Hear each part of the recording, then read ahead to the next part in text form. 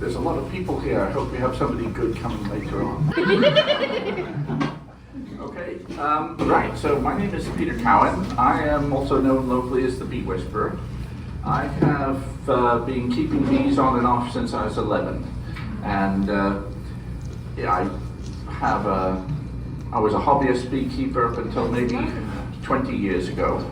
And I'm keeping bees in Hamden. I had about half a dozen hives then, but gradually over time it has become my full-time occupation.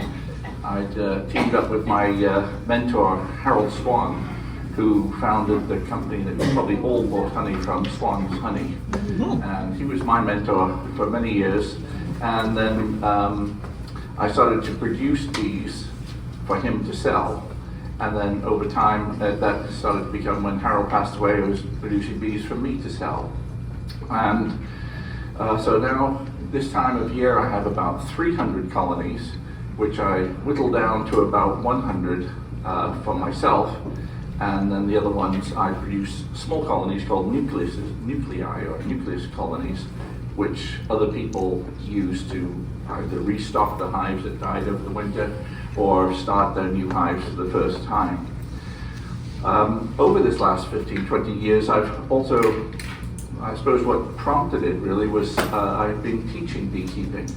And even some of you here have done some of my adult ed classes from around 2012, 2010. But that sort of really got me into the whole scaling up of everything from a hobbyist level to a sort of semi-commercial level, and to now where I'm actually teaching beekeeping all over the country. And we've got this group I have here called Beekeeping 24/7, myself and my business partner Amy Nickerson, who is one of my former students. We teach beekeeping online, and we teach it in Alaska and Canada and Hawaii and Florida. So we've got members in that from all over the North America. Beekeeping has been very important for mankind for millennia. The ancient Egyptians, the ancient Greeks, they've all got depictions of them cultivating bees, or at least having them captured in things like clay pots or wooden logs, hollowed out logs. And in order to keep the bees there, I mean, they'd use them, they'd grow the bees in that, but in order to see what was going on, you'd really have to destroy the hive. But you'd take out the comb and get out the honey, get out the beeswax. There was many famous beekeepers in our past.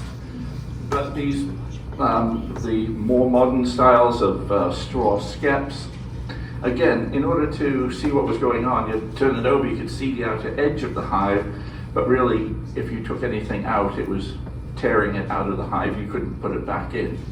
But in mid-1800s, the modern beehive, or the movable frame hives, were developed so that you can actually go inside a hive, take it apart entirely, and put it all back together again, and get a much, much better understanding of what's actually going on inside the hive. So I'll show you, I brought an example of one of those hives here. It's called the Langstroth hive. And what we do is we get the bees to build their combs inside a movable structure, or a wooden frame. So we've got a couple of covers here. Is it okay if I put this here for a moment? So these keep the weather off and give them a little upper ventilation. But the bees are encouraged to build their combs on frames. This is a plastic version of it. And in that frame is a embossed hexagonal pattern, the exact pattern of the exact size for the honeycomb. And it's then coated with wax. And the bees will use this as a foundation to build a comb. Normally, what the bees would do is build their combs just like this, hanging from some sort of structure, and they've got a central line here, and they build cells out this way and cells out that way. Gradually, those get a bit bigger, and so this is the start of a honeycomb. And we just get them to build that on these structures here, whether it's a plastic one like this or a wooden one like this with real beeswax making up that foundation. What they will do is, as they draw that comb out, they're starting to now make that comb, and it's now, this one's maybe 1/4 of an inch deep on one side, but they haven't started to build on this side yet. But on this frame, they built comb out all the way. I would hand these round, but they're really, really sticky. I'm going to be sticky for the rest of the day here. But you could feel free, if you want to get sticky, to come up and have a look. So these combs, whether it's on the plastic frame or the wooden frame like this, gradually they will do everything. The entire colony is based on a comb. And in the comb, the queen will lay eggs, and the larvae will develop, and a young bee will emerge as an adult from these cells, or they'll store honey in them, or store pollen in them. And so everything that they need to do, they do inside that wax structure. And all this box is just to house it. But we've designed it so that it can be taken apart and then put back together. And well, the bees get a little bit ticked off from us doing that. Otherwise, there's no difference. They just carry on doing their normal thing. Other sort of equipment we might use in the hive, I'll use this to feed bees. I'll feed them sugar syrup. Sugar syrup is basically a mimic of nectar, and they need that sugar in order to build beeswax. They need lots of it. They'll eat about 20 pounds of sugar syrup, of a mixture of 1 part sugar to 1 part water, to make 1 pound of wax. So the bees, the bees will eat the sugar syrup, then they'll hang motionless in the area where they want to build comb. We call that festooning. And they've got 6 pairs of legs, and with 1 pair of legs they hold on to each other. With another pair of legs, they'll take these little scales of wax off their tummy that gradually develop over about 8 to 12 hours. And with the other pair of legs, they mold it up and start building the comb. It's really neat what goes on in there. And so in a very short period of time, they can build a lot of comb as well. Like a swarm of bees with maybe 15,000 bees in it or something could fill a box like this with comb in a week. So it can go from nothing to being full of comb pretty quickly.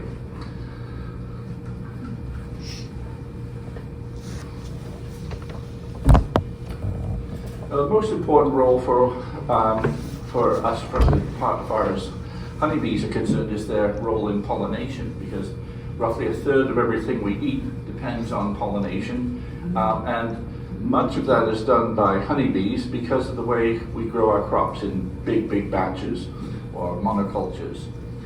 So for instance, here in Maine, we bring in tens of thousands of honeybee colonies to pollinate the blueberries, because there aren't enough pollinators out there to pollinate all the blueberries really effectively, because once the flowers have gone from the blueberries, there's not much else for the pollinators to eat.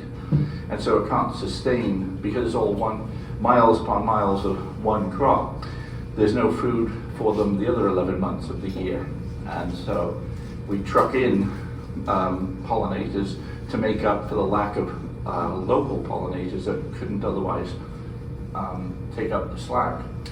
And it makes a big difference to the blueberry growers, because to bring in the blueberries, and they pay maybe $100 to $150 per hive, but it increases the yield of blueberries by 1,000 pounds of blueberries per hive per acre. So it makes a big difference, makes it well worthwhile. But honeybees are in trouble. I'm so sticky.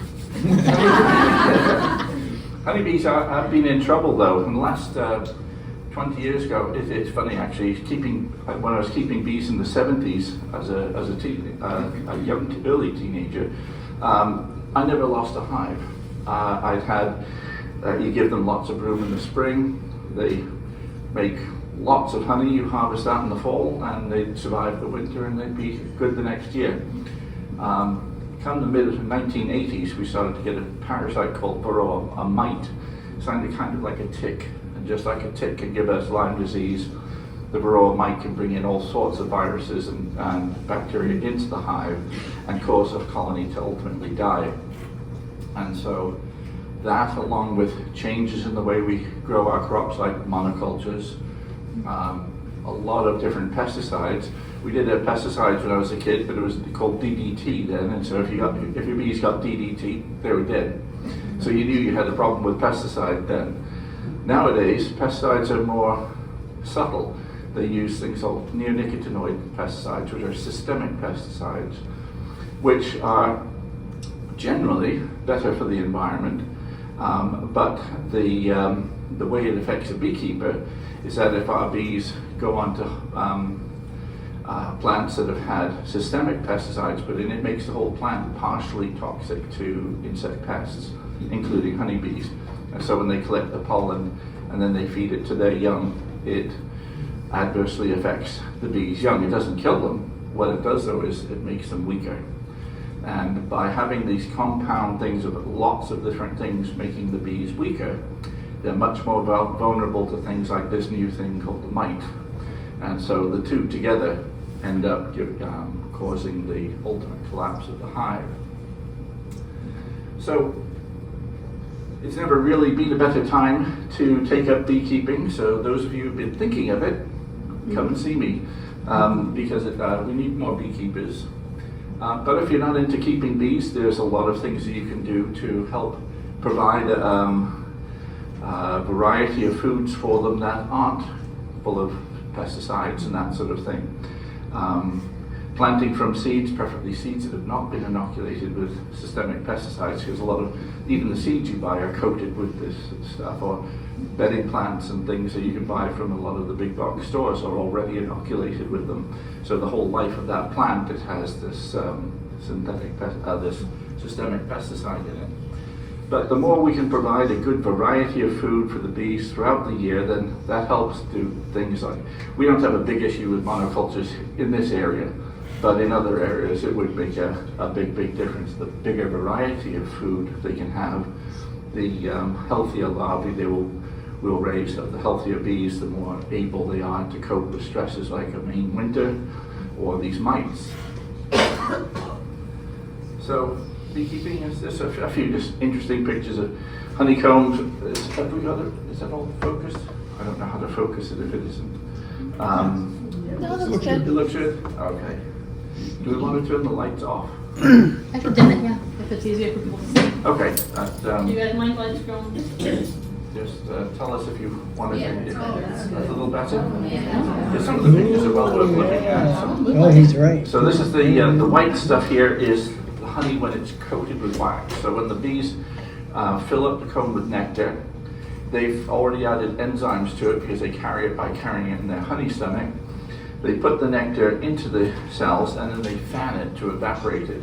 Nectar is a very high water content, but with some sugar.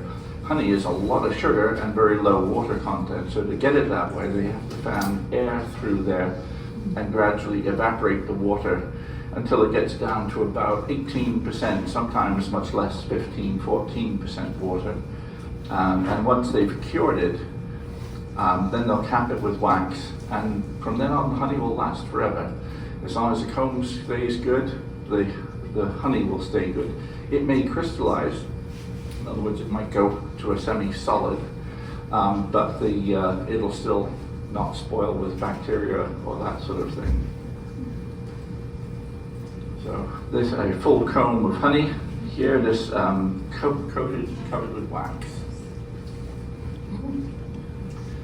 Okay, so and we don't need to keep bees in the countryside, although this is not my friend. My friend Amy has got her hives right in the middle of Bangor, and in fact her hives do really well in the center of Bangor. She's had on average about 150 to 200 pounds of honey per hive in the center of Bangor, because at times when I'm out in Hamden, so at times when my bees can't find anything to eat, they're going into all the backyards in Bangor with people are using a hose on their plants and that sort of thing. There's plenty of water, there's no drought for them. And so all these plants are producing nectar, so a city center hive can do surprisingly well. So let's talk a little bit about who and what is inside the hive themselves, the colony is dominated by one bee, well, influenced strongly by one bee, and that's the queen bee. And in fact, we've brought a young queen bee here with us. And I'm going to pass this around. Just don't put your finger on the screen, but just hold it by the wooden part. But you'll see there's this in here. We've got about 6 bees, 5 smallish ones, and there's 5 small ones, and 1 big one. The big one with the white dot on her back is the queen bee, and I will use that to put a new queen bee when I talk about making hundreds of hives. Right now, I use a new queen bee that's been raised in a special queen bee rearing facility, and she is going to become the mother of the new colony. So I might take a colony which has 1 queen, 50,000 bees, and lots of combs of young bees developing. I'll take some of those young bees and the combs and put them in several hives and put a queen bee, a queen bee, a queen bee into those to start them off, and this is how I'll do it. There's only 1 queen bee in the hive normally. She is the mother of all the bees in the hive. She can lay up to her own body weight in eggs per day, and she will sort of bind the whole colony together with pheromones. And so the bees will pay a lot of attention to the queen, not because of respect or something like that, is she's producing chemicals called pheromones all the time. And those pheromones influence the whole hive's behavior. So that all this entourage of bees around her, all facing the queen, all grooming her, offering her food. She doesn't feed herself, she gets fed. And in that process, they're picking up the chemicals, and then they pass them on and pass them on and pass them on to all the other bees. If you took the queen bee out of the hive, the whole colony would know she's missing within about 10 minutes. And then, I mean, you can even see and hear the difference in the colony, because they start making this sort of fanning, roaring noise. They start being more frantic. They start getting a little bit ticked off, so they're less fun to work with. And then they start doing things like they start seeking out young larvae that were destined to become other bees, worker bees, and they'll start the process of raising a new queen bee. But we'll come to that in a minute. Then there's also male bees in the hive. They're almost as big as the queen, but they're fatter, and they've got a sort of hairy backside there, and great big eyes. And these are drones. These are the male bees who are the colony's relatively inexpensive investment to spread their genes amongst the whole neighborhood. And so the drone bee, the bees raise drones in the spring, his only job is every warm sunny day like this, he'll go out and fly for many hours a day in an area we call a drone congregation area, where thousands of drones from surrounding colonies will fly in a cloud of bees, maybe the size of this room, maybe the size of a football field. But they'll fly in these large congregation areas, waiting for a queen bee who has just emerged and just been born 5 days ago. When she's 5 days old, she goes out to go on her mating flight. And she will actually fly into this drone congregation area, and while flying, she will mate with 30, 40, 50 drones. In the process of mating, the drone's reproductive organs virtually explode from his body, and he's going to drop down dead. And at the end of that eventful half hour or so, that queen will go back to her hive, and from then on, she'll never fly or mate again. She will just lay eggs and lay thousands and thousands of eggs, lay several thousand a day. With the drones that are not successful in finding a queen to mate with, in the fall, the colony is now conserving its food. It's looking to save what it's got to hunker down for the winter. And so they decide, well, it's much cheaper for us to grow new males next year. And so they kick the drones out of the hive to starve to death during the fall. So He either dies a happy death mating with the queen, or he's kicked out of the hive to starve to death by his sisters later on that year. Now the bee that we see all the time is the worker bee. And the worker bee, who's 4 or 5 of them are in that little cage, their roles vary through their whole lifetime, and there might be as many as 100,000 of them in a strong colony. When the worker bee, let's start right from the egg. When the queen lays an egg, she can determine whether she lays a fertilized egg, and that would become female, or if she lays an unfertilized egg, which would become male or drone. And she'll determine whether she's laying a fertilized egg or an unfertilized egg on the size of the cell that she's laying an egg in. And this is a bit sticky, but I'm going to pass it around anyway, because what we have on this, on one side of this, it's all small cells, and on the other side here, there's a few big cells right in the middle. These would, if the queen laid an egg in here, she'd lay an unfertilized egg in the large cells and a fertilized egg in the small cells. And the fertilized eggs will become a worker bee, and the unfertilized eggs will become a drone or a male. With the worker bee, the egg is just an egg for about 3 days stuck to the bottom of that cell. And on the 4th day, it hatches into a tiny, tiny white grub. And the other, its older sisters, its adult sisters, now will start feeding it a substance called royal jelly, which is like a super rich protein that, like a milk, that the worker bees produce.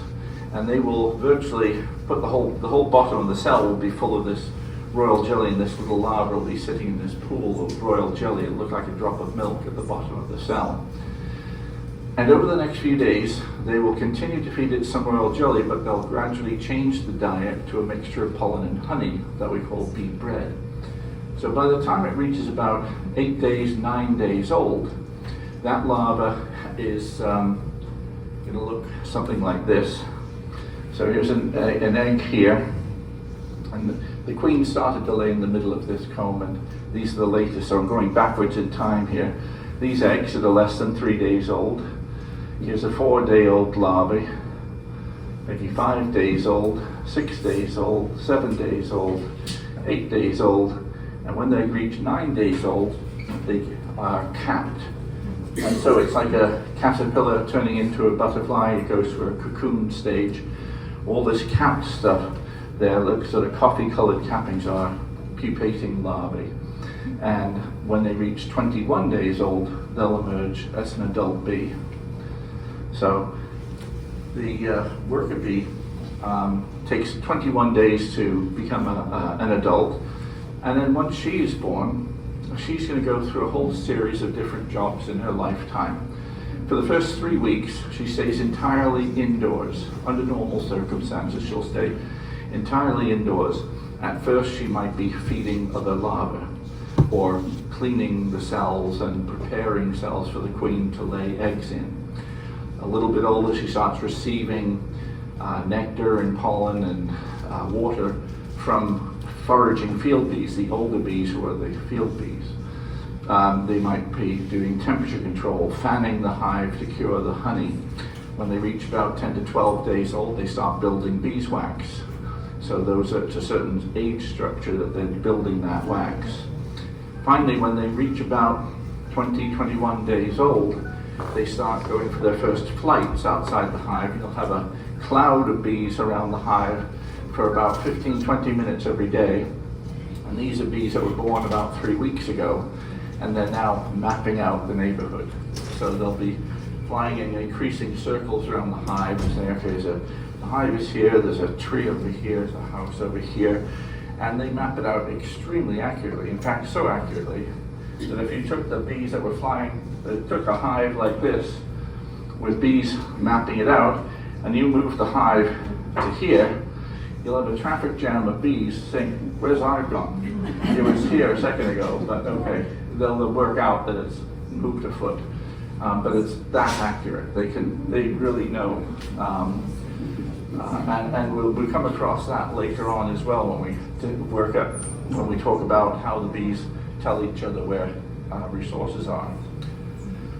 Once they've done their orientation flight, now they know where they live, they realize there's a world outside, and they spend the rest of their lives foraging, looking for nectar, looking for pollen or water, and bringing them back to the hive. And when they reach about 7 weeks old, usually they will work themselves to death. And so the worker bee has a relatively short life. So here they're producing a bit of honey, or bringing in the nectar, and they've got the cells pretty much filled with honey. And they're also storing things like pollen. We mentioned beet bread. This is a mixture of pollen and honey that they've stored. And when you open up the hive, you can often see multiple colors of all the different pollens from different flowers and things in there. And as they mix it with honey, it looks like this brown goo. And ultimately, if they were going to store that for the winter, they'd cover that with honey and then seal it with wax. But very often the pollen that they produce, they're eating within a few days. So the pollen is sort of just in time. They've got maybe 1 or 2 weeks worth of pollen in the hive, whereas honey they're storing for longer and longer and longer term. The honey is what they're going to store to get through the winter time. They don't eat much pollen during the winter, but they eat a lot of honey to keep alive during the winter. Inside those cells of pollen, there's all sorts of different types of pollen packed in there. So that's the cross sections of the different pollen. So when the pollen comes in, the bee has these big bags of pollen in their legs. They go to the top of the cell and kick these bags of pollen in, and then they stick their head down and then ram it down with their heads and then go and get some more. Queen bee. So in terms of the bees are really remarkable in terms of being able to communicate in different ways, and it's actually one of the only animals that we know of where we can actually tell what one bee is saying to another bee. So in a few minutes you will all be able to speak bee. Okay, so picture in that hive you've got thousands of bees coming in and out every hour. And one bee needs to tell another bee, it's just the scout bees that go out first in the morning. They go out there, and if you go into a hive at about 9 o'clock, you've got lots of little dances going on. And what's happened is that a bee has found a rich source of food, and it wants to share that information with its sister bees in there. And the easiest one to describe is this one on the end here. So I'm going to stand in front of it a little bit, but what it's called the waggle dance. And as the bee comes in, you've got these combs hanging vertically in the hive, and she'll waggle around and go waggle, waggle, waggle, waggle, waggle, and then she'll run back around again and waggle, waggle, waggle, waggle, and run back around. And she keeps on doing this pattern like that. And all the time, this waggle is always in the same direction. So this one bee, another bee might be doing a waggle over here, or another one doing a waggle over here. But the individual bee is always waggling in the same direction. And in this case, let's say she's waggling, and this angle here is about 30 degrees to the left of this up and down axis here. So she's saying 30 degrees to the left.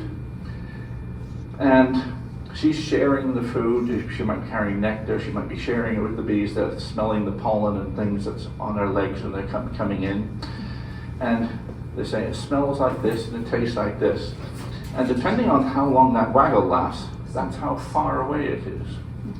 So what she's saying is, go to the entrance of the hive, sun's up here, 30 degrees to the left of the sun, and the big food is in that direction. And depending on how long that waggle lasts, for every 0.9 seconds, that's half a mile. And she is getting that so accurate that she's getting it accurate to within a few yards. Now, give someone directions to the supermarket. My wife couldn't tell me how to find something in the supermarket to save my life, but these critters with brains the size of a pinhead are getting it to within a few yards, and it might be a few miles away, and it's only a few yards out.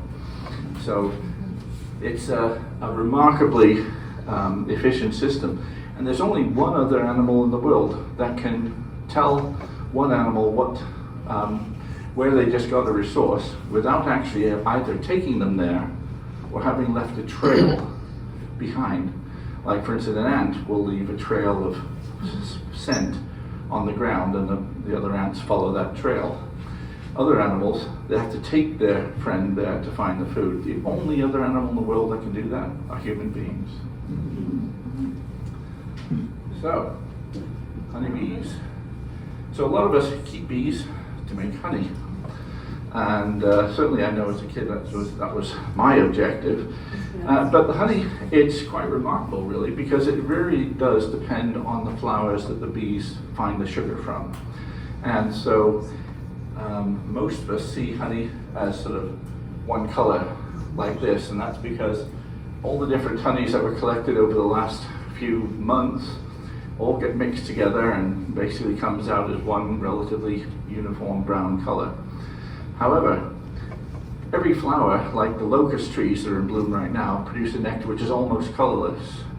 And now they're moving from locust onto clover. And clover is a lighter honey, but it's sort of a golden colored honey. If they've come onto a field of buckwheat, it would be really dark. It would be like that end one over there.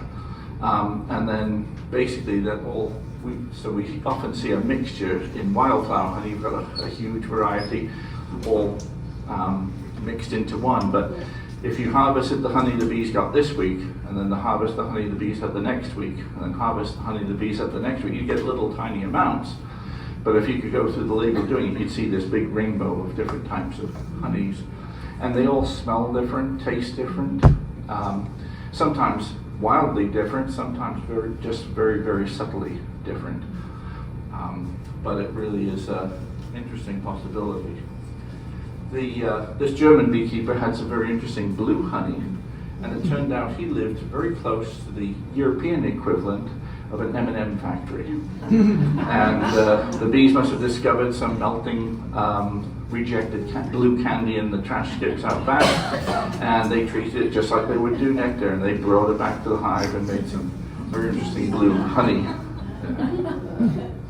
But it just demonstrates really how the honey really just is what the bees find. So it depends, it's dictated by the flowers, not the bees. And it depends on, like the hives I have here might have honey that's quite different from the hives there in Bangor and the hives in Hampden. So there can be quite a difference. It just depends on the local flora. Now sometimes in weather like we had earlier in the week with the humidity, we'll often see hives doing this. It's called bearding. And in order to control the temperature in the hive as well as processing honey, they have to blow a lot of air through the hive. And if a hive is really stuffed with bees, they can't blow the air through that well. So on high humidity days, they sort of say, stand outside for a little while, stand outside for a little while, and they kick out a lot of the bees that are just hanging on the hive there so they can blow more air through the hive. And so this process is called bearding. But also the bigger the hive, the bigger the population, the more there is a chance that this hive is getting a bit crowded. It's a warning to the beekeeper, but it might need to put a bit of extra room on there, or you may have a process where the bees start feeling overcrowded. And if a hive starts feeling overcrowded, they know we've done as much as we can with our hive and things are still going great. We can produce more bees, more honey, but we don't have room for it. Or we're going to run out of room pretty soon. They can tell when they're going to run out of room. So they say, okay, let's split in two, let's form a second colony. It's a process called swarming. And so what they will do now is that they will start producing little new queens. And to do this, they'll make cells, instead of being those horizontal cells, they'll have cells that point downwards. And they'll take the same larvae that would have become a worker bee, or in this case, the queen, when it's swarming, the queen will actually lay an egg in those cells. And the queen, it only takes 16 days from the time that egg is laid to the time the new queen emerges. So from that point on, the clock is ticking. Because if there's one thing a queen bee doesn't like, it's another queen bee. And so we'll come to that in a minute.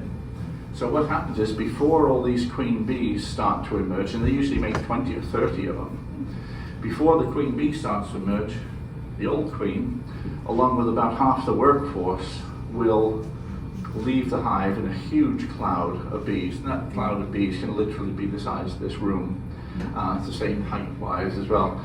And you usually hear them well before you see them, because you can hear them from hundreds of yards away. Even with my hearing, I could hear them. And then they'll go and land on a tree limb or a structure of some sort. And now they're doing this swarm collects here. There's a queen bee in here and all these worker bees, and now they're sending out scouts, and they're checking out hollow trees down the road, or another hollow tree over there, the soffit of somebody's house over there, maybe that unfortunate person's chimney over there. And they're coming back doing their little dances and say, check this out, this is really good. And bees go and check it out. Bees going in all these different directions. And it's kind of like presidential primaries, because they're sort of trying to knock each other out of the running. And eventually what happens is they come to a conclusion, yeah, this is the best one. And they all just take off, the whole group takes off flight, and they move into the new premises. Meanwhile, so they probably end up in a hollow tree like that, or in somebody's house like that. But meanwhile, back in the colony, you've got all these dozens of queen cells about to emerge. And their idea is that basically they'll fight it all out, and there'll just be one strong queen. And it's quite typical that sometimes, if we're really lucky, we'll hear the queen bees making this sound here. But what they do is a process called piping. And a queen that wants to stake her claim will make a sound by vibrating a beep, beep, beep, beep, beep, beep, beep. And she'll use the comb and that sort of thing, so hold on to that. And I've got a great video of it. And it goes beep, beep, beep, beep, beep, beep, beep. And then if another queen is in the hive, she'll reply. And she'll go back.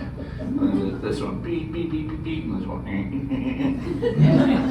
and eventually they find each other and they'll fight to the death.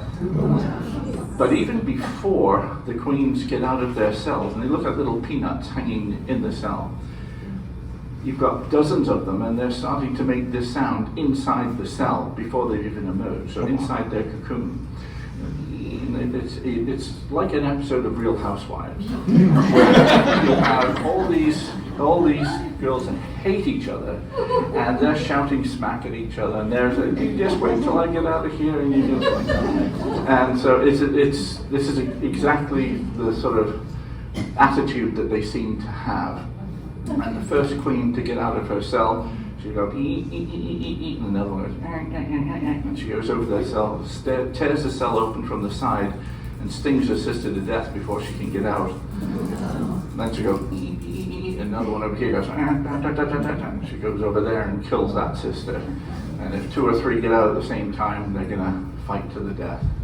And ultimately, they are then the queen of the hive. And when they're 5 days old, they go out and murder all their boyfriends too. Rough life. Now, for us, the most important role of the honeybees is pollination, of course. And as I mentioned here in Maine, we bring in tens of thousands of honeybee colonies to pollinate the blueberries. And that would be about 4 billion bees that we bring just to Maine. California actually brings in about 1.75 million colonies to pollinate the almonds in the middle of February. Maine is the second highest state for bringing in honeybee colonies. As I say, it makes a big difference to the yield of blueberries, and so it's well worth the farmer paying for those bees. The bees, from our point of view, is they're storing food to survive the winter time, and we can help them with insulation and that sort of thing. In order to survive a Maine winter, the bees will basically have a hive like this, that's just 2 boxes high, and we want that top box to be entirely full of honey. That would be about 60 pounds of honey in that top box, and the bottom box is usually a bit more than half full, so they might have about 100 pounds of honey to use as food through the course of the winter. And so that's one reason we like them so much, because they often produce a lot more extra. So often you sell the picture of the hives where they're this high already. They only need this much, the hive that big to be full to get through the winter, but they'll fill some big hives in the right location, the right weather, and the right timing. So to help them, green grassy lawns don't help the bees at all. That's a desert as far as the bees concerned. That's what I call a lawn.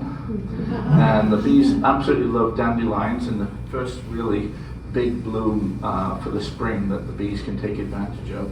And a yard with lots of dandelions on usually has a lot of this stuff as well, the white Dutch clover, which again is, not only does it help the bees a lot, but also helps the yard a lot, because they fix nitrogen into the soil as well, and you don't have to put all the fertilizer on. So, in fact, when I was a kid, grass seed used to contain lots of white clover, but they realized that they can't sell herbicides to people if you're planting that. So they want to sell herbicides as well. So now they convince people that what they really want is a lawn that looks like that, and they can sell them herbicides to kill all the clover that we used to plant in the yard, so that the grass was green without all that stuff. Anyway, so yards are not quite the benefit that they used to be to the bees, but we can do things to help them and plant bee-friendly zones and things like that. This is my first hive being installed, and just before my 9-year-old brother got stung just above the eye while he was taking that picture. It was hilarious.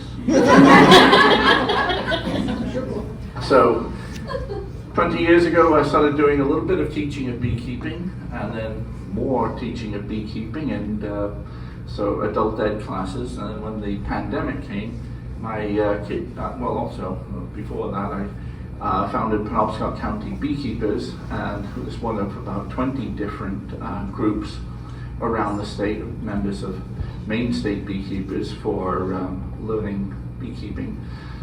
And so, what else would, I'll come back to it.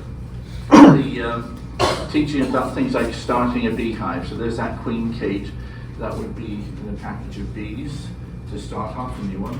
This is not how I do it, but you can, as well as doing what I call that nucleus colony, which is like a 5-frame box of bees with 5 combs in it, and a queen and brood and that sort of thing. This is an alternative way of starting bees. It's called a package, and it's just a screen box with a can of sugar syrup in there, a queen bee like this one here, and about 10 or 13,000 bees or so, 3 pounds of bees. Fancy buying bees by the pound. If you're counting, it's about 4,500 bees to the pound or so. Anyway, so you put the queen cage in there, shake the bees in, and close it up. If you feed it with a feeder at the entrance there, they should do okay from that point on. So, frame full of honey. So it's all capped here with the white wax, and in order to get the honey out, what we do is use a hot knife and cut the wax off. That would go into the draining tub down there, and during the course of the year I might get hundreds of pounds of wax cappings all wet with honey and things. It drains out. I get a lot of honey drained out that way, but later in the season I'll melt that all down to get my beeswax, and we will take the cap-free combs that are now all the honey is exposed. It doesn't just flow out, it sort of sticks in those cells. So we then put it in a honey extractor, which is like a little centrifuge. So basically here, when you put all these combs in here, this will hold 9 of them, and we turn the handle here, and that will start spinning this round faster and faster and faster, and it throws the honey out of the comb, and it comes out the little tap at the bottom, and it'll pass it through a little sieve to get rid of the bits of beeswax and various bits, maybe the odd bee, and it's now ready to bottle up. Nice. And I've been fortunate enough to win local honey competitions from the Penobscot County Beekeepers. I won 4 out of the last 6 or 7 years. When was the? Yeah, I won last year, but not the most recent one, sadly. So sometimes I'll sell honey in chunks of comb like this, called comb honey. But I might harvest, because I spend most of my time selling bees, so most of my bees are built up and then sold. So right now, this week of the year, next week of the year, is probably some of the strongest flows of nectar into the hive. So anyone with their bees that aren't splitting up their hives and things like I'm doing, we're making most of the honey right now. Unfortunately, because I'm selling my hive, most of my hives now are smaller than this one because I've already split them up, as opposed to having hives that are this big, producing 20, 30, 40 pounds of honey every week. But I still manage to get about 1,500 to 4,000 pounds of honey per year. So it still keeps me able to supply my customers and a couple of stores with my honey. I have spent a bit of time removing colonies from people's houses. These days, now that I've got so many hives, I don't generally have time to do this anymore, but it was a lot of fun. And so this picture doesn't really do it justice. This colony is about 2 months old, but it's about 5 feet across, about 2.5 feet deep, and 7 combs thick.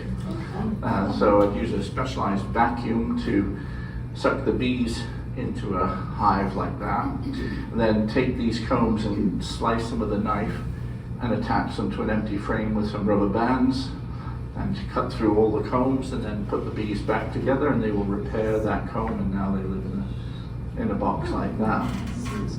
So do a lot of removals like that from when, in fact, this one was interesting when I did this one, which was in the side of a barn in Ellsworth. This vacuum that I used to take the bees off the combs there would suck the bees up, and they'd go into a box about that size, and then the air would be sucked out of that box into a vacuum, a normal vacuum shop vac, and that would be blowing the air out. So the bees would be put into the air without damaging them too much. They bump around a little bit. If you get the speed right, you don't damage the bees. But while I was doing it, I noticed this hive had just swarmed, and there was loads of young virgin queen bees emerging from the cells. In fact, I sucked up at least 3 of these virgin queens into the hive. And after a little while, I noticed that, and I turned around and I looked at the vacuum where the air was blowing out of the shop vac into straight up. There was a huge cloud of bees flying over the vacuum. They were all drones. I was like, where is she? Where is she? We can smell it, but where is she? But there were thousands of drones flying above. I had my own little drone congregation area there. So it was another great example of the pheromones at work there. And there's my farm shop there in Hamden. Very nice. And so I sell beekeeping supplies there and that sort of thing, as well as a variety of honey. Any of this sort of stuff I have in the store. During the spring, I will bring in hundreds of these packages as well. Those are the packages. But as I said, I spend most of my time making these nucleus colonies. So each of these, when these are ready for sale, there'd be 5 combs in each one, and 3 of them would be full of bees and young bees developing that brood in there. And the other 2 frames, usually the outside edge ones, are full of food. So that's a nice little structure where the new queen is established and ready to be transferred into a box about that size. And then very shortly after, you'd add another box, and shortly after that, you'd add another box, and they'd grow very nicely. And that's how I make most of my income from bees, producing nucleus colonies. I have done a bit of pollination, and I used to rent out some of my colonies. These were going out to the blueberries, but I don't do it anymore. It's an enormous amount of work just at the time when I have to do more with the nukes. It's my specialty now is making nukes. Although I have, when I'd finished with that, I had taken the opportunity once to take 40 hives up north to pollinate. This was a buckwheat field. And it turned out I would have probably been better off leaving them at home, because my hives at home put on about 50 pounds of weight. These ones only put on about 20 pounds of weight. So I traveled 120 miles with them and visited them every week for a month, and they made less honey than they would have been if I left them in my backyard. So, and that was all because the weather was just too hot and dry. The buckwheat didn't produce much nectar, so you're always taking a bit of a gamble if you're trying to make honey by moving bees around. On occasion, when they don't produce much honey, I spend a lot of time at Walmart buying sugar. In fact, now I use that much sugar that I have it delivered in by the 1,000 pounds at a time. And so, in fact, last year I think I bought 10,000 pounds of sugar because we had that drought. And whereas the year before was great, we had a full flow of nectar, and my bees maybe produce an extra 50 to 80 pounds of honey per hive during the last month of the season.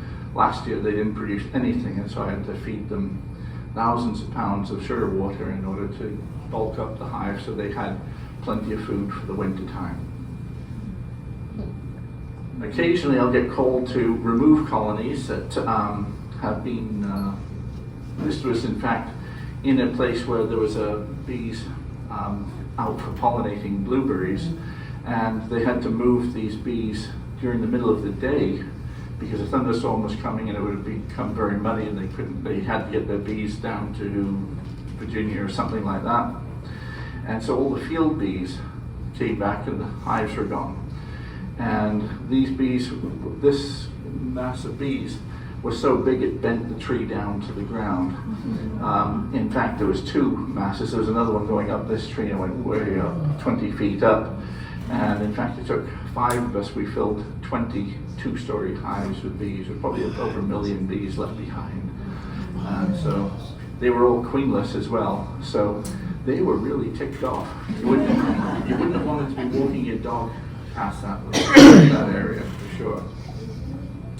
Of course, we have to watch out for some of our local furry friends, and there's nothing there's like more than honey. So now I know how to put an electric fence around the beehive. When we prepare them for winter now, I wrap them in this, it's called a bee cozy. It's like 2 inches of fiberglass wrap around the hive, and helps them to conserve the heat, because they actually generate a lot of heat inside the hive. During the middle of the winter, the center of that hive can be 98 degrees. And so just like if we had our central heating turned up to 98 degrees, we'd burn a lot of oil. They burn a lot of honey to get through the winter. And occasionally we'll go to craft fairs and various exhibitions to sell the honey. The Common Ground Fair t-shirt there will be there as well in September. Sometimes we're helping to advocate for beekeeping. This occasion, Mr. King was looking at a ridiculous rule that said you had to have a label on honey which said does not contain sugar or something like that. There was something, I can't remember exactly what it was, but it was nuts. And he actually mentioned my beekeeping and showed a bottle of my honey in the house. So one of the other things that I'm being busy with was this. I mentioned the beekeeping 24/7, along with my former student, now business partner, Amy Nickerson, and we have been teaching beekeeping. We do, as well as doing the occasional in-person thing like this, but we do a lot of online workshops and online classes, but also online mentoring as well. So we have people that sort of like pay a membership, and we sort of guide them through their beekeeping, sort of hold their hand through the whole process. But we have a lot of online classes and stuff that they can watch. Or like the workshops, it might just be a specialist thing like a beginner class. So for $10-15 they can learn a couple of videos of the beekeeping and a couple of live sessions that Amy and I help with. And sometimes we just did a spring management workshop. We're doing a winter preparation workshop next month. But we've had thousands of people attend those classes, and several hundred of them have joined our membership group for online mentorship. We do a few crazy things, interviews, etc. Also, some of the fun things I've been involved with is getting beekeeping in schools and stuff. So this is Hampden Academy's beekeeping club installing their bees. Now I believe Bangor High School has bees. And so in fact the guy who's done that, I helped him get that established. He's now the president of Penobscot County Beekeepers as well. So it's a lot of fun things which is diversified. I forgot to say you should ask questions because otherwise I'll just zip through all these slides. But anyway, that's the end of my formal presentation, but I'm happy to answer any questions for you. Yeah.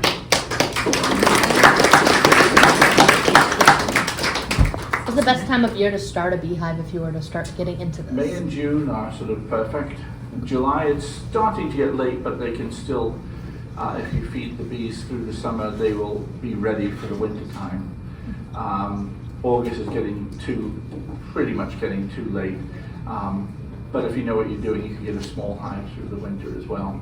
But the ideal time, the sweet spot is May. Then not only will they be able to be start up, you'll probably get a crop of honey in your first year as well.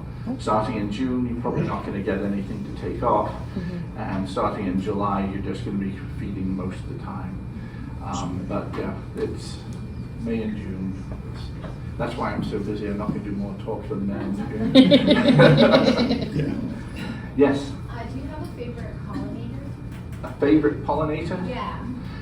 To look at, I love tiger swallowtail. Like taste, like sweetness. Favorite. Like- Favorite like flower. what Actually, flower- favorite yeah, flower. Yes. Flower the honey is based on. Yes, yeah. I think clover. Okay. But I'm not surprising the amount of honey I produce and the amount of bees I've got and stuff. I know very few honeys by their flavor. I grew up with Vermont clover honey, and I always remember that as being terrific. And I do like the clover honey. There's honeys I don't like particularly. Buckwheat honey I don't like particularly. It's a really strong tasting honey.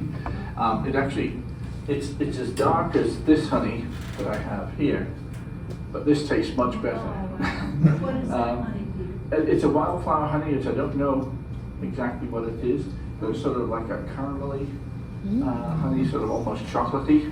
But buckwheat can be kind of very strong tasting. And then I do like doing things like making various things, adding stuff to honeys as well, like a hot honey. So that's one of my favorites at the moment, or where I've got blueberries added to it and stuff. But as a basic honey, I do like the clover, but I've only found one honey that I didn't particularly like. Yeah. When you're starting a colony, do you need to order bees from the region you live in? Or can Not you- necessarily, no. For example, it's usually best to get them locally because you don't have to deal with getting them through the mail or something like that. Because you can get them through the mail, but they very often arrive with a relatively high mortality rate. And so, whilst local bees have some advantage, especially ones that have been proven over the winter, where the queen has survived the winter time, there are some where the breeders are based in other parts of the country. Like two of the races of bee, I carry 3 different types of bee: the Italian bees, which is sort of the run-of-the-mill type of honeybee, and a Canadian bee called Saskatraz, where the breeding program is in Canada, but the distributor in America is in California. And they're bred for more mite resistance, but also cold tolerance. So I've changed over to those about, sorry, I forgot to turn my phone off. Now my phone is running my ears. Actually, I think I did turn the sound off. Sorry about that. I'll try and stop it. I can't see how to do it. I'll just let it ring in my ears. But the Saskatraz bees, the Canadian ones, were very good, and I swapped over to those when I lost a lot of my hives during the winter.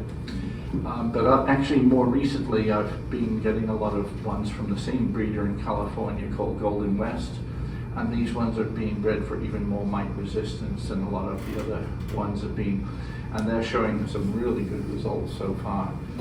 And to me, that's kind of the holy grail of beekeeping. If we can avoid mite issues, that's going to be the long-term real benefits of beekeeping. And so I've been doing a lot with the Golden West, and the other thing I like about both those are the two are they're much more gentle than the Italians. And so I don't like getting stung. But the Golden West and the Saskatchewans I like a lot. Yeah. What effect does Miracle Grow have on plants? and What bees? effect does what have on the plants? Miracle Grow. Miracle Grow? No, it doesn't affect the bees or the honey or anything like that, but the Miracle Grow is great on getting plants to grow with all the extra nutrients and that sort of thing. So I certainly see a difference in the plants that I use, I grow, if I'm using something like that. Yes? So they produce the wax, and then they produce the honey. Are they collecting the same things to produce that? In effect, yeah. The nectar, basically, in order to produce wax, they have to eat a lot of sugar, whether that's in the form of nectar or the form of honey or the form of sugar syrup that we feed them. That then it's a byproduct. It's like a fat that they produce, but it's little scales of wax that they can just harvest and turn into comb. To make honey, they will process it, but they'll not digest it. They'll put it in the comb and store it there, and then evaporate it so that it becomes a stored sugar.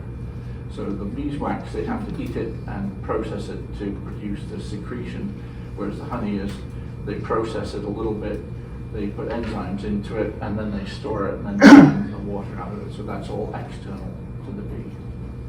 Where do you sell the honey? Where do I sell it? I sell it at Tiller and Rye. The not Natural Living Center. Sorry, I used to, but I didn't have enough time to keep on supplying. No, the Rock and Art shop carries some of my honey, and then I sell it from my house and my store there in Hamden, and 1 or 2 farm stores usually carry it as well. Yeah. When you're raising bees, is there any like other insects that you have to keep an eye out for? Other insects, yeah, there is one that we watch out for, and that's a small hive beetle. In fact, there's 2, small hive beetle and wax moths. Small hive beetles, they're more of an issue down south, where it's warmer and wetter. But sometimes when we're bringing bees up from the south, it brings with them some of the pests. And for instance, in the blueberry barrens, when thousands of colonies are brought up from southern regions, some of the insect pests come with them. And so what those small hive beetles do in a colony that's really weak and doesn't have enough bees to patrol it and keep it free of pests, the small hive beetle lay eggs in their pollen stores, and then when those eggs hatch, they will just sort of decimate the comb, and they'll even eat the bee larvae and that sort of thing, and you can have a colony just get overrun with these larvae eating the comb while the bees are in it. Wax moths can do something similar down south, but generally that's a problem when we're storing combs like these that we've emptied the honey out of in the fall, and we're storing them ready to go through the winter. And before it freezes, sometimes wax moths can get in there and their larvae can eat the wax, or in the spring their larvae can eat the wax. So we have to use some things, some stuff to keep those pests at bay. But otherwise, generally speaking, insects are not a pest. It's those tick-like creatures, the burrow mites, which are the bigger issue. Yeah. What's your opinion on bee houses? Like the little things that people can I'm put in sorry, their gardens? This bloody phone is ringing in my ear again. I've got with my earpieces out, please. Sorry again. What is your opinion on little bee houses? Things that people Little can bee make? houses. Those are great for native pollinators. Yeah. Those basically a lot of them. A lot of the issues with native pollinators is not so much that there is no food for them, but they don't have the nesting sites. Mm-hmm. And so this is providing a sort of a safe nest, or additional and safe nesting sites, because again, where you've got, say, lots of ornamental gardens where it's all the brush and things are tidied up and things is relatively few little spaces that they can go into, those bee houses are really good for providing a secondary alternative. Side note, we're doing a crafternoon for bee houses later this month, if anybody's interested. Very nice, very good.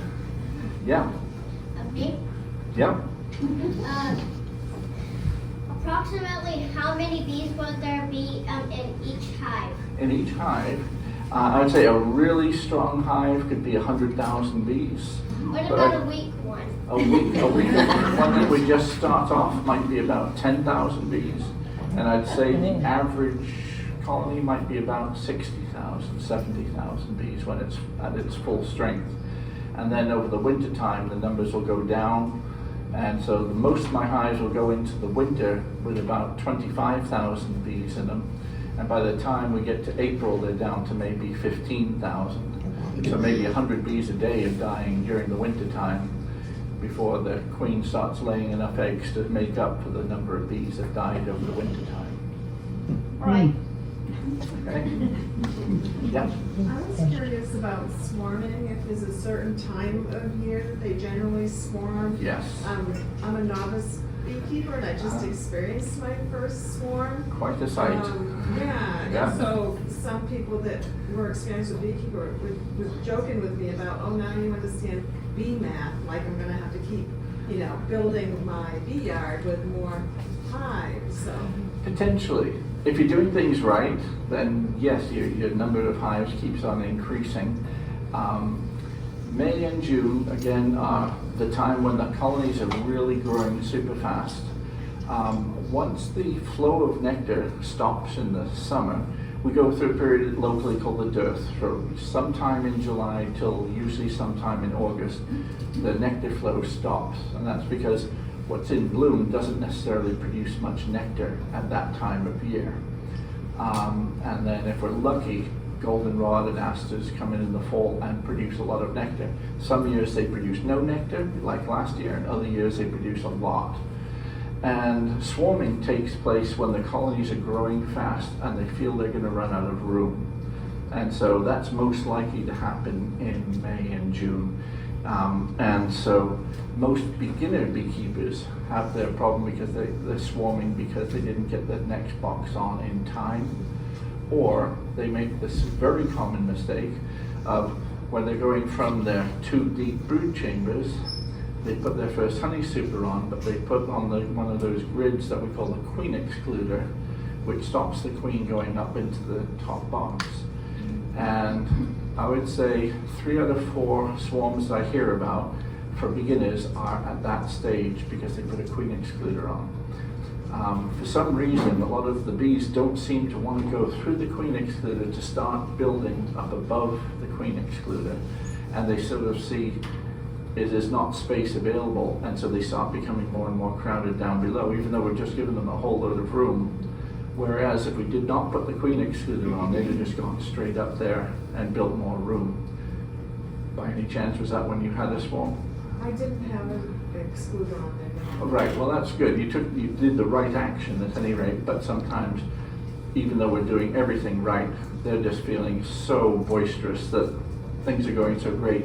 This is the time that they can reproduce, and so. But I do think I need to put another box. Yeah, if you're, I usually say by the time you've had 7 out of the 10 combs being worked on, you want your next box on. And when the 7 out of 10 of those are being worked on, you want the next box on. You want to keep well ahead of the room. And even then, sometimes I've seen them wanting to swarm at 6 frames I being just built. wanted to add that one thing that I wasn't aware of when I was first learning about beekeeping, and it was the Penobscot County Beekeepers Association that did a workshop for me.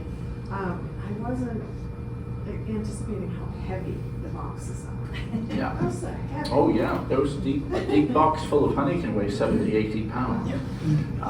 And so that's why we use those as brood chambers usually. And we don't have to lift them up very much, or we can get away with just tipping them or something.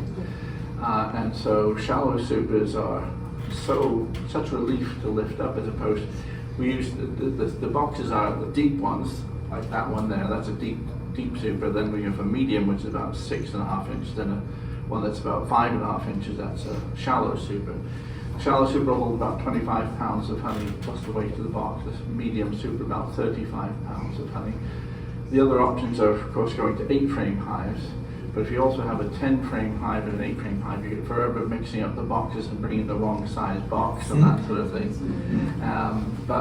Yes, they can be heavy. And if you do something called the Damari manipulation, where you're moving brood chambers up to the top, and that's how Amy keeps on making enormous amounts of honey in Bangor. She has this Damari where we're moving the brood chamber up to the top of the hive, and that becomes filled with honey. But she needs me to come there and lift this 80-pound box off the top of her hive, and then the next 80-pound box off the top of the hive, because she can't lift them off. But we can get monstrously big hives, but there's a lot of heavy lifting involved when that happens. So shallow soup might be the way to go. Peter, Yeah. can you explain, and I hope that's a wet paper towel for your hands, but. Thank you.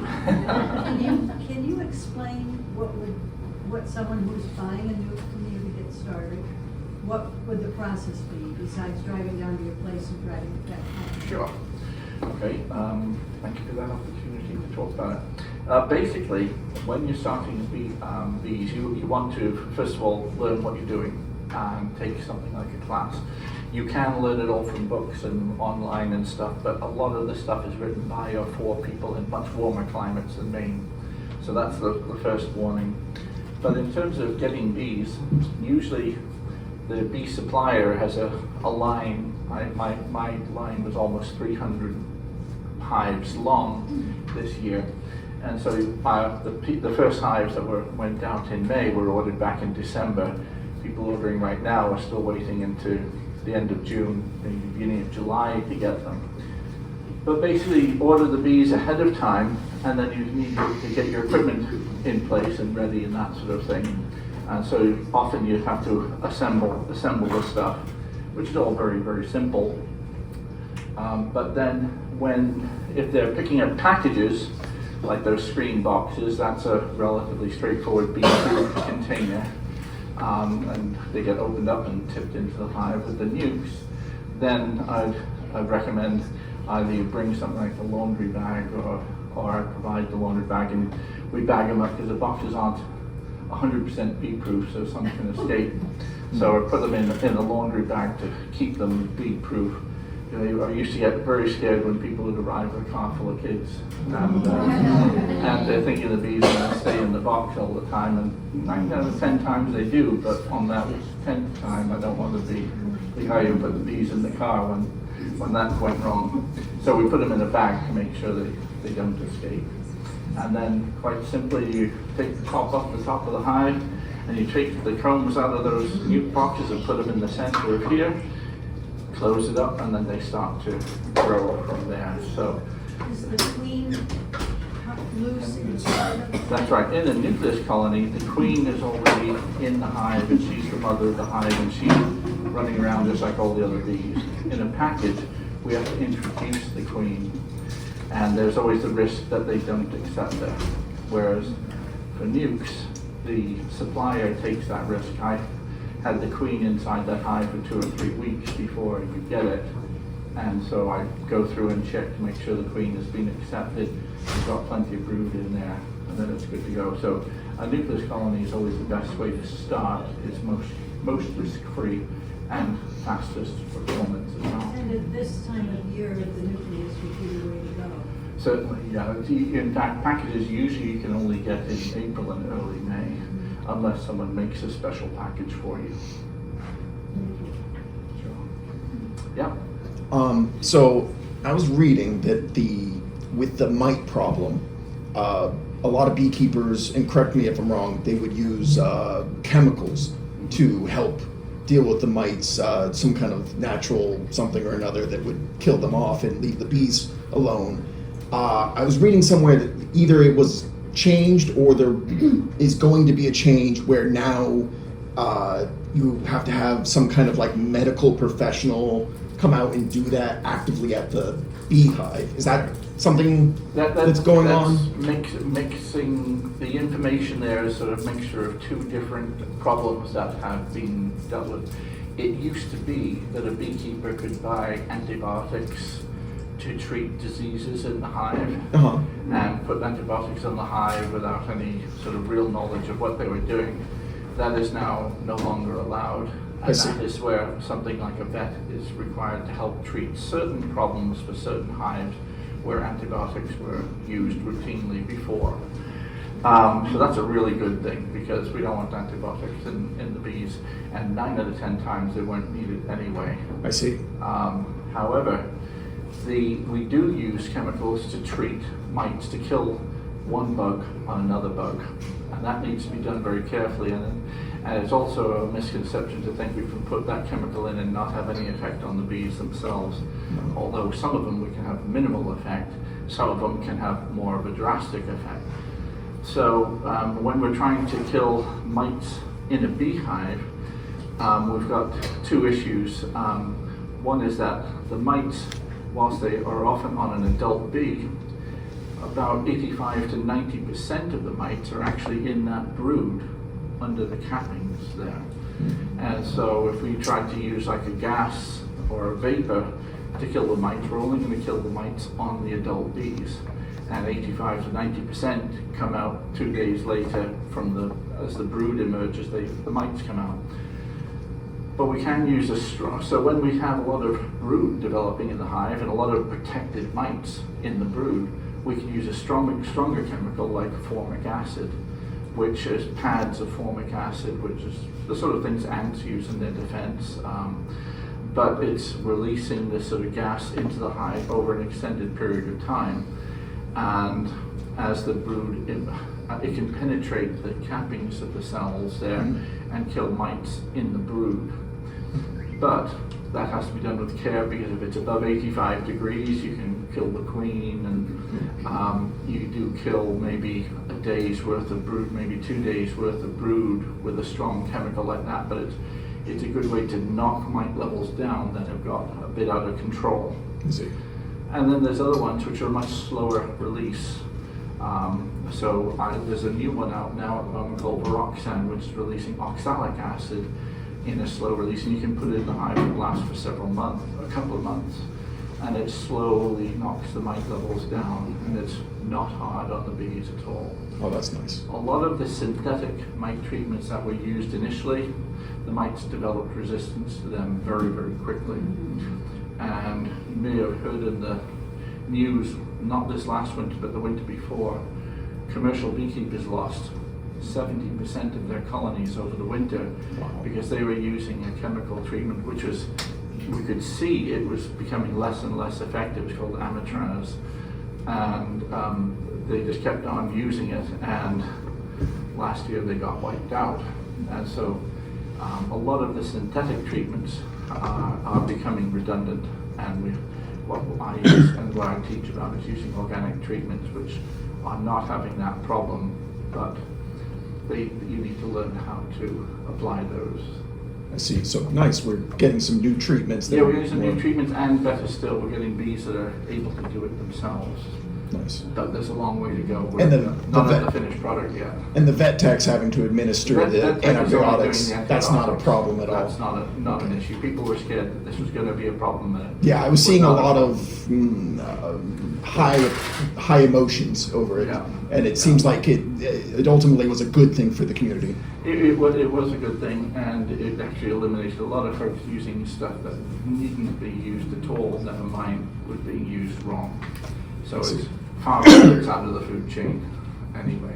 Thank you. That was a complicated question that I asked. Thank you. No problem. So Yes. the stuff that's used on the mites or pesticides, let's say out in the flowers, can that somehow end up in the actual honey?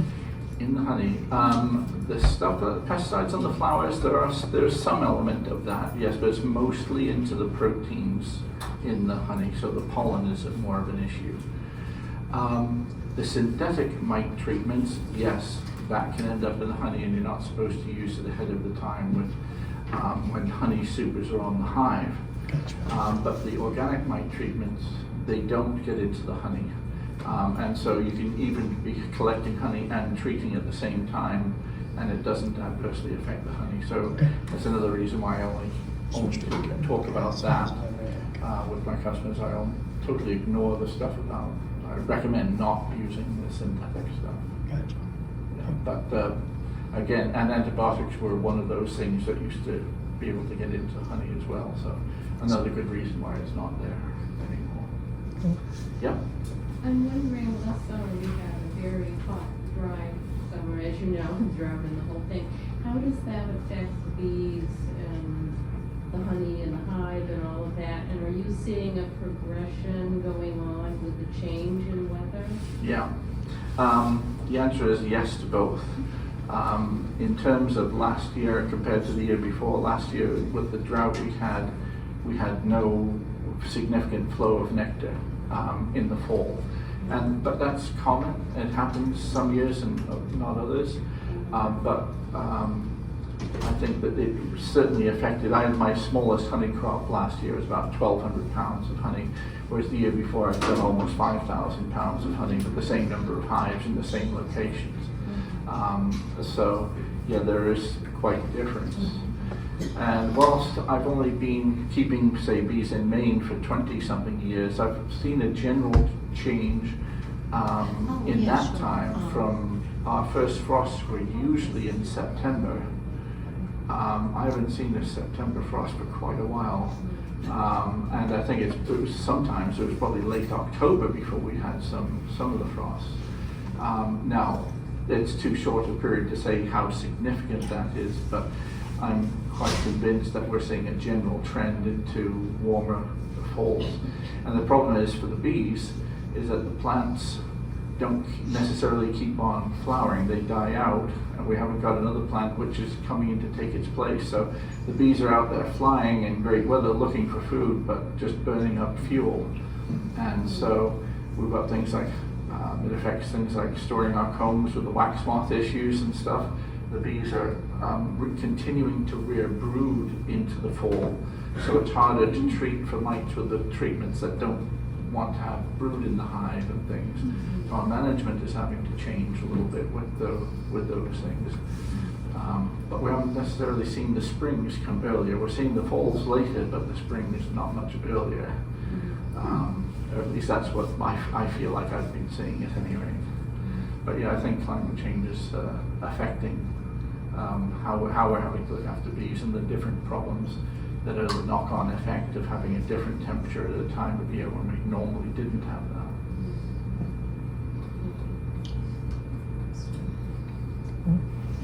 Yeah. I just wanted to share an experience. I've taken several courses from Peter, and I kept hearing about fall being extension and not enough flowers and stuff. And so what I did, I'm kind of a herbalist, and what I did is I planted a huge bed of mint. I have 5 different varieties of mint, and I have lemon balm, which is also a variety of mint, in the same huge area. Anybody who has planted mint and then it got into their lawn and they hated it, this probably isn't for you, but I cut them until it got to the point where in one of our meetings you said something about, flowering heads and, and the temperatures and and they needed and nothing was going to be available. And I stopped in time for the mint to flower. Now the mint is, and you can tell because I still haven't gotten the old stuff out, was 4.5 feet tall and completely covered with flowers. That harvest was, I wish I could do it again. That harvest was the most incredibly delicious honey. And you could taste the mint and you could taste the lemon. So it had a minty citric flavor to it, with a little bit of goldenrod from, their first harvest. I have never had honey like that. And I know what I did. I haven't done it again because health prevented me from continuing, but I still have the mint bed, and I keep thinking I'm going to bring you over a bucket of it. Please do. Yeah, I will do that when I come down to get some. But it was absolutely amazing. Yeah. And it was just that. And all of us are capable. All of us who garden are capable of remembering what it is that's flowering. Yeah. Mint's a native. We Yeah. have all kinds of different. Yeah, there's certain bushes at certain times of the year. they're the only thing producing nectar, and I think mint is one of them. But that it's blooming at the times during the dearth. You And had something by your house. that's right. Yeah, too. I think can't there was a remember type what of it mint. is. It was a herbie plant of some sort. Yeah. And you have certain times of year where they're just covered in it because there's nothing else.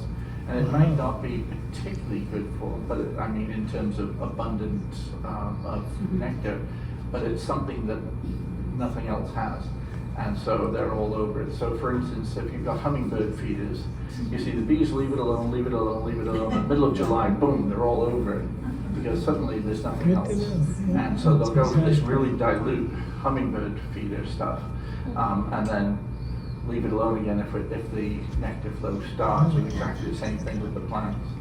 And so anything that continues to reliably produce nectar when the other stuff doesn't is really helpful.